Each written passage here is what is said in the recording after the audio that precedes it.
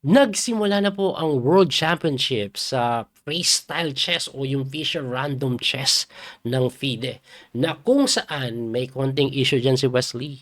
Kasi, ang nangyari po kasi dito, naging invitational. Alright? At ang malupit sa invitational tournament na ito, na World Championship ng Random Chess, hindi na-invite ang former world champion o yung current world champion na si Hikaru Nakamura at si Wesley na dating world champion din. Hindi sila invited. Ang mga pinag-i-invite, ayan, automatic si Magnus, Lebon, Fabiano Caruana, Vincent Kamer, Arjun Erigasi, Sindarov, and Hans Mokniman. Yan po ang mga na-invite. Ngayon, nagkaroon po ng qualifying for one player, yung play-in na tinatawag. Hindi na naglaro si Wesley doon sa Hikaru. Siguro na open. Grabe naman tong mga to. At ang reklamo nga ni Wesley doon, kung magkakaroon ka ng ng qualifying, dapat hindi lang isang slot, but isang slot lang ang qualifying. 'Di ba? So, 'yun. Anyway, ang format po, magkakaroon muna ng round robin yan, yung 8 players na yan, and then top 4 winners will move on sa upper bracket, something like that. Round robin na blitz, 10 minutes plus 5 seconds increment, at ang best part, round 1 pa lang, magkalaban agad. Magnus versus Hans Mokniman. Grabe. Time control, 10 minutes plus 5 seconds increment. Ano pong nangyari? Abay, panoorin po natin ng live dahil ni-record ko to. Enjoy. That little mouse, 'cause I'm an albatross.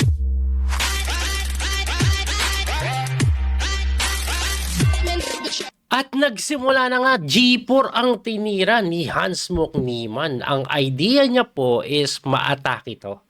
Grabe, no? So, kung titingnan niyo po, binuksan agad kasi nga naman, iba yung posisyon eh. So, may pressure agad at C6 naman ang ginawang depensa dito ni Magnus para po hindi makapture yung kanyang B7 at tinirahan lang agad ng C4. Grabe ah. Ang weird po kasi talaga ng posisyon. Tingnan niyo po ah, mali-mali lahat ng posisyon. Ang tumama lang yung kabayo. Ayan lang po yung tumama, lahat mali. Alright? Ito po kasi talaga yung freestyle chess or yung random chess eh. World Championship match ito. So, ang mangyayari po, magra-round robin muna yung 8 player and then magkakaroon ng knockout bracket yan eh. Alam ko yung top 4 mapupunta po sa upper bracket. So, tingnan po natin kung ano mangyayari dito. C4 was played and Magnus is thinking what is next. Grabe ah. F5 ang pinawalan ni Magnus na kung saan immediately binubuksan agad yung F5 para naman sa Reyna. Grabe, no? Oo nga naman, no? Kasi pag nag-B3 siya or G6 pala yun, may knight C6 lang. Kinapture, of course, at babawiin ba? Tingnan po natin kung kakapturein. Ang pinapatira dito ng engine, alam nyo kung ano? G6. G6 daw po. Ang queen takes F5, sasagutin lang daw po yan ng knight C3. At lamang daw po ng konti ang puti. Pero ako, wala pa akong naiintindihan sa posisyon eh. Ang gulo, grabe si Magnus. Parang chess player din talaga.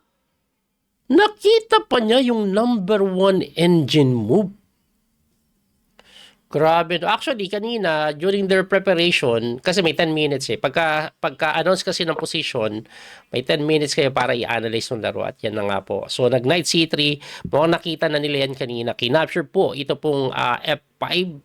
So far, sobrang gulo pa rin ang positioning. Hindi pa to chess, random chess pa rin talaga ito. Ang gulo-gulo eh. Hindi mo alam kung saan lalagay yung pyesa. Ano mang gagawin? Ako gusto ko mag-F4 eh, para yung bishop maggalaw din eh. No? Para magalaw din po yung bishop. Ang problema dito, paano lalabas ng kabayo eh. Mas maganda yung position ng white dahil mas stable yung knight na nasa may C3. Aba, kinapture lang, no? Siyempre, babawiin mo. And then, nag-D3 lang. Wow. Okay. So, binuksan ito, no?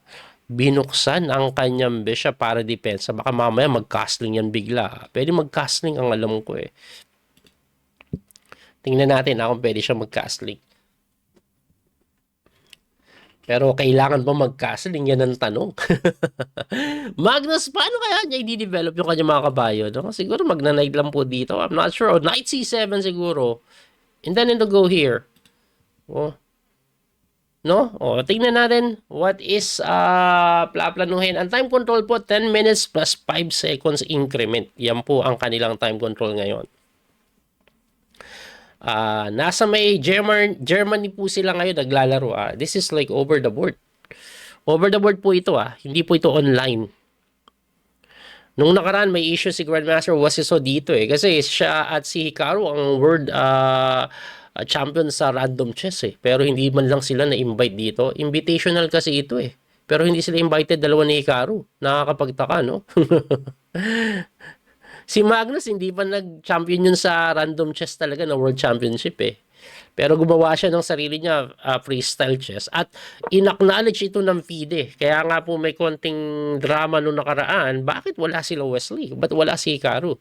Anyway, Knight C7 was played by Magnus Carlsen para makadevelop po ang kanyang kabayo, of course. Etong isa na lang ang tanong, saan dadalhin? Nag-Knight to B6, alright, tamang develop lang din. Konti na lang magiging parang chess na to. Ang weird pa kasi talaga ng posisyon ng mga piyesa. Napaka-weird pa ng posisyon ng mga piyesa. Nag-iisip po dito si Magnus kung anong development ang gagawin niya. Lamang po si Niemann ng 2 minuto sa oras sa ngayon. Hindi makatira si Magnus. Knight to A6 ang tinira. Alright, tama nga naman. Ilalabas mo talaga yung kabayo tapos pwede na po mag-castling yan. Pwede po mag-castling yan. Magka-castling yan Pag nag-castling siya, parang ang castling niya katumbas pa rin ng queenside castling. Magpapalit lang ng position itong dalawa. Ganon din sa kanya, pwede siya mag-castling. Magpapalit lang ng position yan. Pero ika-castle ba? So yung knight na ito, pwede din kasi tumalon dito. F4 was played. Okay, maganda yung F4. Probably with some idea of like doing E4 also later on.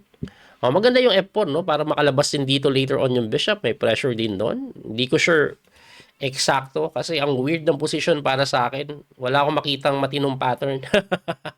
Tingnan natin. Pero ganyan talagang random chess Ano mang binibigay ng random chess? Bakit po nila ginagawa ito? To get rid po yung mga home preparation para bumalik po sa talent-talent lang.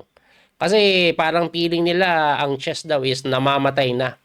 Kasi nga, more on home prep dahil sa engine. Ito kasi walang engine, walang opening.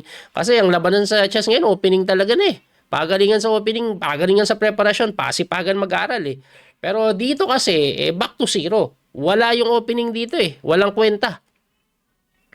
Talagang kakapain mo to, talent. Kaya nga maraming bimilib kay Wesley Sonon nung naglaban po sila sa finals ni Magnus sa World Championship ng random chess wherein binugbog yan ng gusto si Magnus doon. Tambak na tambak po yung score. Grabe yun.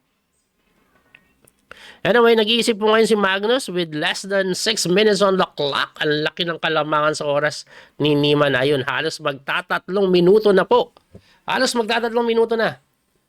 This is looking good for the side of Niemann when it comes to the time. At according naman sa engine evaluation, this is very close to equal pa rin. May konting kurot sa side ng white pero hindi natin sigurado yan.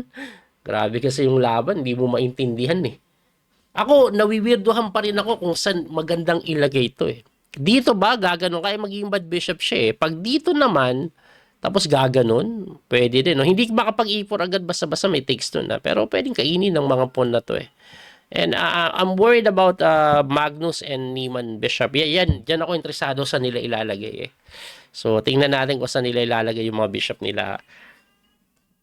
Tingnan natin.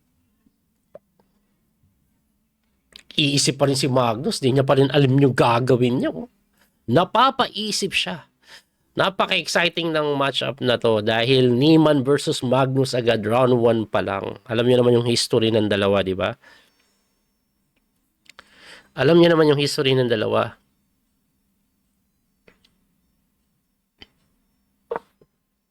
Whoops, nag-develop ng bishop dito. Okay? Dito siya pumunta, no? Siguro ayaw niya talagang ipatulak Kasi pwede nang itulak pala may queen na nakadepensa So with this move, hindi ka makatulak agad. No, pero sabi ng engine, ginaya nag-pressure dito. Pero mali daw 'yan. Kasi may B5 na tirada na pinawalan na nga ni Magnus na miss yan ni Niemann. Napakaganda ng tira, biglang bumaliktad yung laban, no? Like kung kanina, lamang na lamang, ito pong si Niemann, ngayon, naging okay na daw, no? Naging okay na daw. Grabe yung B5, no? What a move! Ang ganda ng B5 na yon. Napakaganda ng B5 na yan, guys. Oo. Well, hindi mo pwedeng kainin to kasi mas malala yung capture dito, yung pressure na ibibigay ng mga bishop, guys. Grabe yung pressure na ibibigay ng mga bishop dyan. So, nakakatakot yun. Ano po? Ang ganda ng tinira ni Magnus na yun. Isang iglap. Mapapaisip talaga ng matagal ngayon si Niemann kung ano ang gagawin niya dito. Kasi grabe yung pressure na binibigay. Hindi mo makain kasi may capture check eh. Ayun, no? At nakikita nyo tong bishop na yan. Plus, grabe! Ang ganda ng B5. Hindi nakita ni Niemann yun. Napabilis siya ng tira. Akala niya nothing is happening. Akala niya pwersadong depensahan. Pero hindi eh. Ang utak talaga ni Magnus going to counterplay talaga eh, no? Going to counterplay talaga ang utak ni Magnus. Grabe, no? Wala. Lakas bigla ng mga bishop. Buhay na buhay bigla. Buhay na buhay. Wow. This is very interesting. At ayan na nga, hindi na makatira si Niemann. I think this is it, pansit. Pag ganito yung posisyon, Magnus na yan. Hindi pa tapos ang laban. Pero nakakabilib lang kasi yung ginawa na tira na yan ni Magnus na kung saan eto na nga po, napapaisip po ito pong si Niemann. By the way, pag kinapture mo to, malamang bishop takes b3 capture. Ayan, pinakita ko lang. Kaya hindi natin alam kung anong gagawin niya. At umatras na lang mga sir. So siya po ay napilitang magbigay ng pawn. Kinapture na nga. Grabe naman kasi. Ang ganda. At kinapture lang din. Bishop takes c4. This is one pawn up, guys.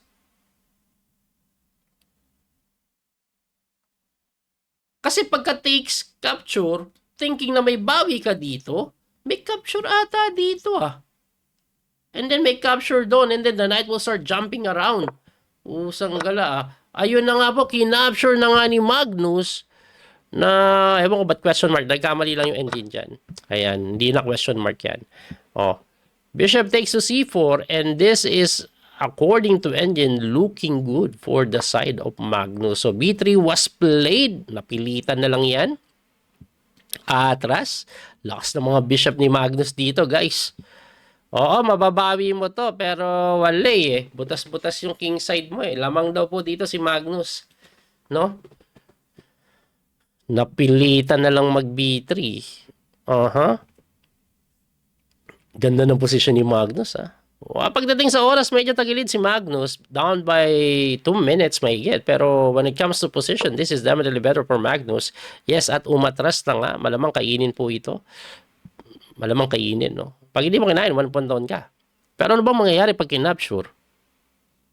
Ay, may capture doon. Putik. Tapos may ganito. Ouch! Hindi pala makapture. So, ibig sabihin, this is a pawn down situation. Grabe. Ubush-tibubush pala yun. 1 pawn down ka ngayon. Magnus pa kalaban mo. Ay, kinapture. Di talo, bishop takes c3. Kakakita ko lang Hindi, tumalon yung kabayo, baby. Teka lang. Ba't hindi pwede yun? Ba't hindi to pwede? Tingnan ko lang po Ba't di to pwede? May check. May check. Okay. So, pero sabi ng engine, number 1 move siya Bakit? Tingnan ko lang po ulit Capture takes. Queen G7. Oh my gulay. Wow. Anyway, yung tinira ni Magnus na knight to B5 still goods pa rin daw. Pero tingnan nyo yung ginawa nakipagsabayan lang sir. So talagang binibigay niya na yung pawn. Kumbaga, it's all yours baby. So, sa'yo na yan. Wala na akong pakals dyan. Mukhang wala na akong magagawa. Talagang 1 pawn down. Pero ang gusto niya mangyari, get rid of the pair of bishop. Ayan po kasi mangyayari. So, pagka-takes po kasi dito, capture, may knight takes dito Tapos siguro gaganon na lang yan. Yan konti na lang, parang chess na to. Kasi yung mga piyesa, medyo weird pa rin yung naging posisyon nila. Hindi normal, pero kumukonti yung piyesa, mas lumilinaw, mas dumadali. And alam niyo ng pag-chess na yan, one pawn up is one pawn up. Shoutout po sa lahat ng nanonood. Hindi pala to live, recorded lang. Anyway, ano na nga bang gagawin? Hindi daw ganun kaganda yan eh. Dinadaan sa bilis ni Niman ah. Dinadaan sa bilis ni Niman. Kinapture pa rin. Of course, knight takes a2. Okay, malamang rook dito. Malamang. Kaso gaganito eh. No? Gaganon. Queen h8, sosokpahin ka nun. Wow, sabaw naman talaga, sir. No? Wala, ubos. Ubos. Ubos po ito, ubos.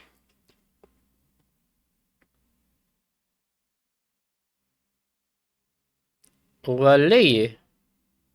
Gagawin mo. Hindi naman pwede ito. Kasi may kain dito. Or sa babes ka na broad eh. Rook d3. Kaso, ganun pa rin eh. Or dito eh. Hindi. Pag dito, may threat ka dito. Baka bishop d5 muna, no? Or knight d5. I'm not sure which one. Nag-iisip si Niemann. Yeah, this is looking good for the side of Magnus. Winning na si Magnus according sa engine evaluation. Nanonood ako ng mga camera nila habang naglalaro. Ayan, nakikita ko yung video nila. Shoutout po sa mga nanonood at Rook D3 na nga po ang tinira. I think he's intending to capture that pawn. Yan po yung kanyang plano. Anong gagawin dito ni Magnus? Malamang mag-knight. Ako ito titira ko to simplify. 2 minutes mahigit pa si Magnus dito.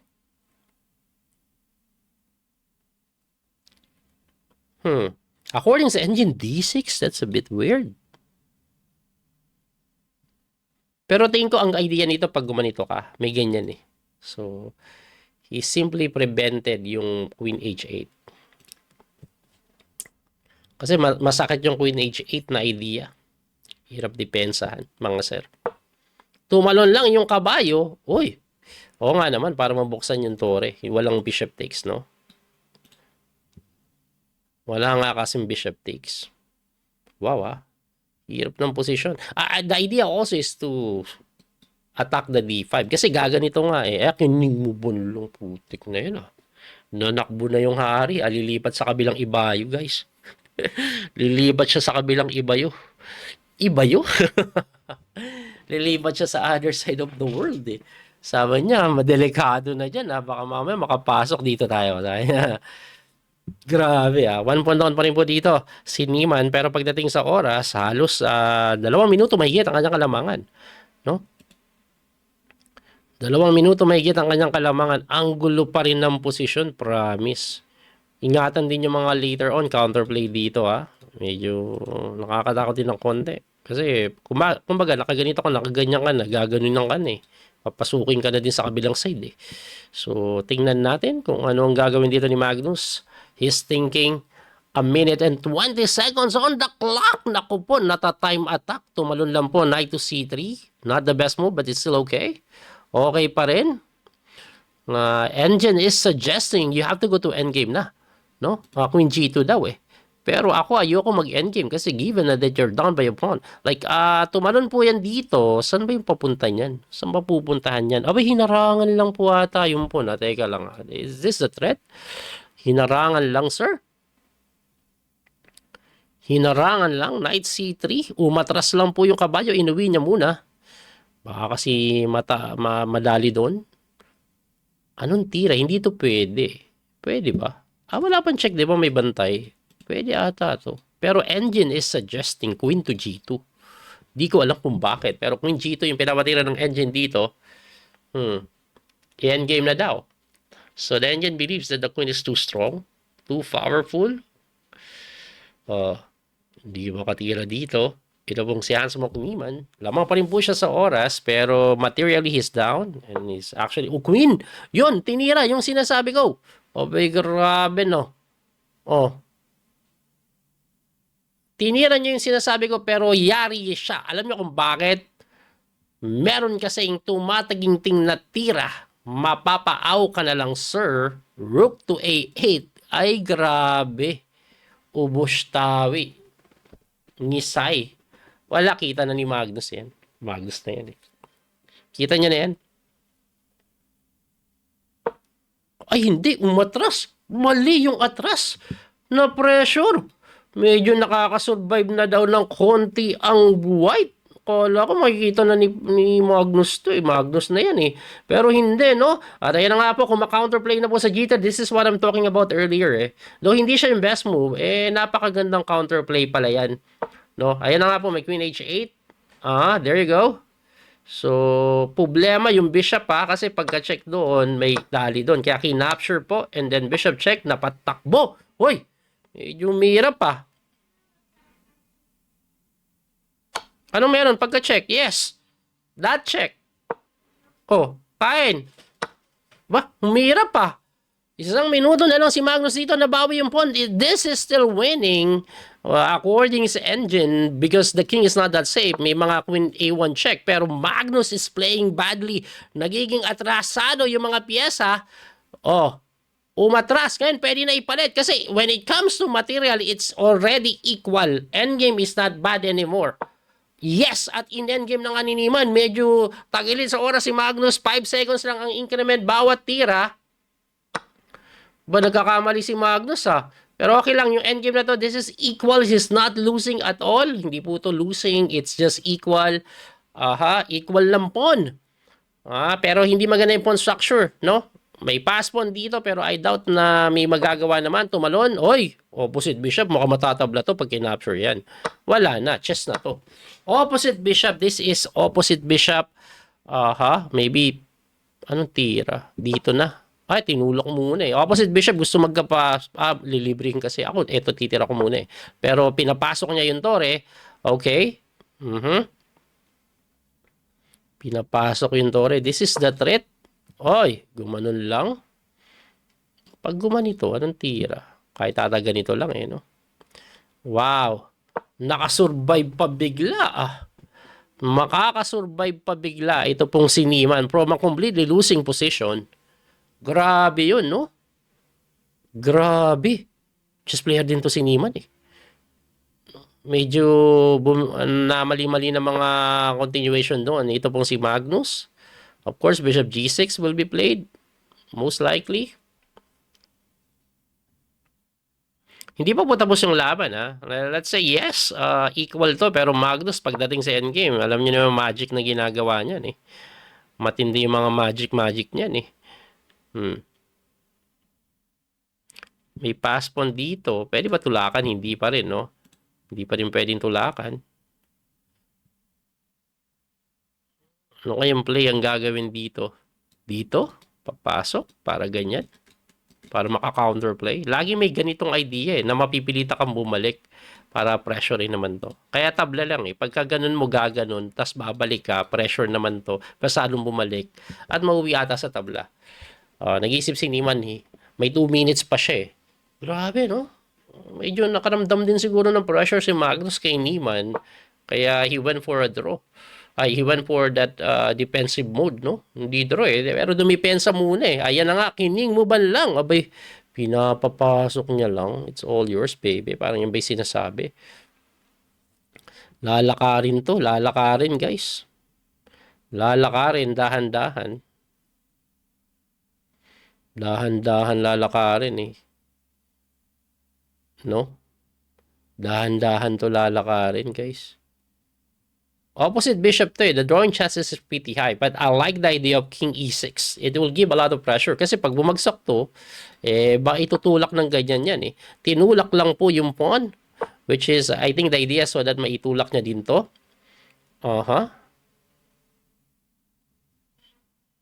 Opposite bishop ang labanan. Pero hindi madali. As I was saying earlier, no? E3 daw eh. Para pag pumunta dito, tulak mo naman. Oh, pero kining mo ban. Okay, kicking mo ban din, most likely. Ako, kicking mo ban ko to eh. Ano ba ang problema pag kining mo ban? Kicking mo ban lang din, putik na yan. Tapos may check pa lang ganun. Hindi mo pala makain yung pon. Hanep pa. Lah, walang oras si Magnus, 10 seconds. May 5 seconds increment per move. King E3. Lalapit.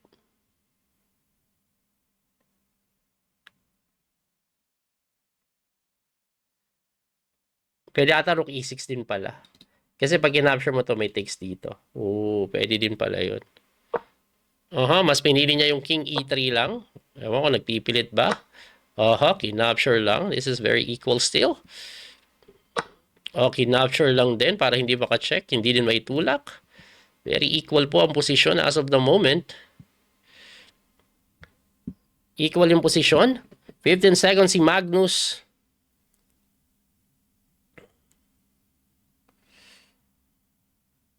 Dito magaling si Magnus eh. Pag ganitong endgame, yung kala mo equal lang.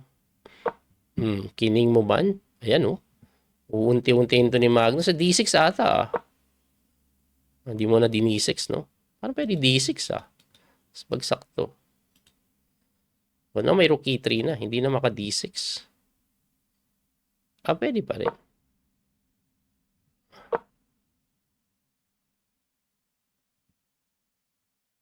Medyo mahirap pa. Mahirap yung position, ha?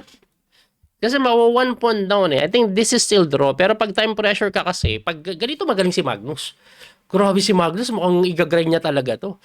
Sabi ni Magnus, dito tayo sa walang pressure masyado. Tamang igagrind lang kita. Tapos pag panic time na tayo, mas magaling ako sa'yo. Yan sasabi ni Magnus dito eh, no? Yan ba yung sinasabi ni Magnus dito? Ba gustong matiin, no? Tapos gagano, no? Matiin ka na ganyan. Okay, mamatihin. Oy, nanakbo lang. Nanakbo, baby. Nanakbo lang, baby. Gusto niya atang matiin, lilipat siya dito eh. Mamatiin ka ng gano'n, no? Pero hindi, pumunta siya dito. Ako, maganda din yung idea niya eh. Para pag pumunta ka sa G3, may check eh. Or G6 eh. Panic time na sila pareho. Yung pawn, hindi din basta may one. And of course, this is a move. That's the only move. Check. Capture. Hindi, bumalik lang doon. Balik. Okay. Tatabla na lang si Niemann. Ayaw niya na mag-isip ng malala. Bahala kang Magnus kung gusto mo magpilit. Parang ganun siya. Bahala kang gusto mo magpilit.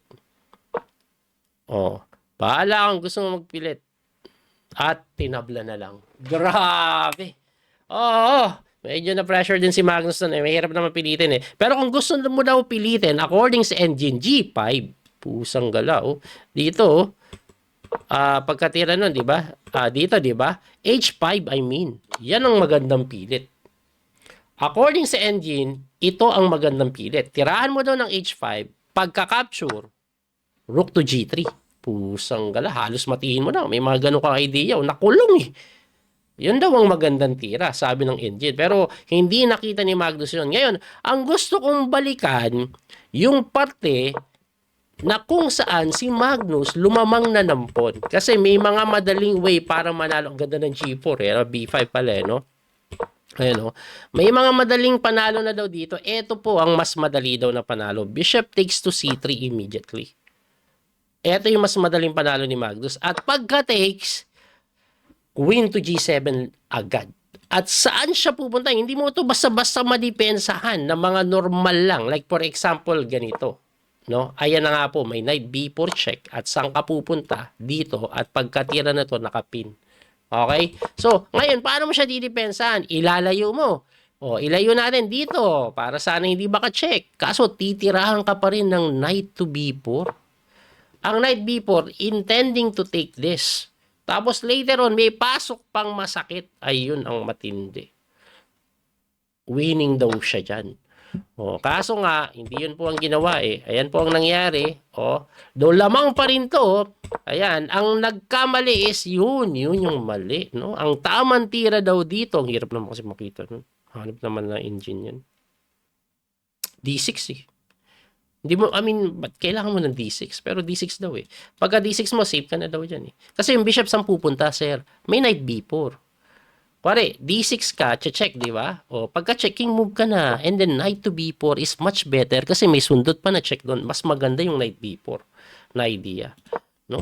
O, ayan ang ginawa. O, gumanito. Eto, lamang pa rin. Na-miss niya naman yung sinabi ko nga, rook to A8. Masakit, sir. Masakit yung tama. Kasi yung check na yan, bagsak to eh. At pag inalis mo, sige, pa-checkin natin para masaya na siya. Hindi siya masaya. Kasi may tinatawag na Queen G1 mate. Grabe yung threat eh. O, anong tira dyan pagka-rook dito? Siguro eto na lang. O, para hindi mamate. Kasi rook A1 pa rin. At pagkaangat mo, ano bang tira dito maganda? Knight to D1 check. Pusang gala. Saan siya pupunta, sir? Dito. Bishop to D5. Wala eh. Tulak na lang. Para masaya ka. Queen to F7 lang. Hanip na yan. Ang hirap naman makita nun. Kasi papakain mo lang daw dahil eto'y ubus tibubus. Dahil walang magaus. Ayan, threat to.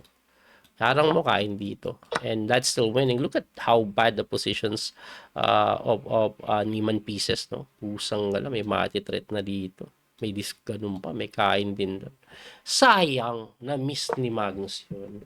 Anyway, this is round 1 pa lang. Abangan po ninyo yung mga susunod na laban. Muli ito po yung Coach Speedy Master Daniel Causo. Hanggang sa muling pagkikita, don't forget to like, share, follow, and subscribe. Maraming pong salamat sa inyong support. God bless mga kabiyay. Thank you po.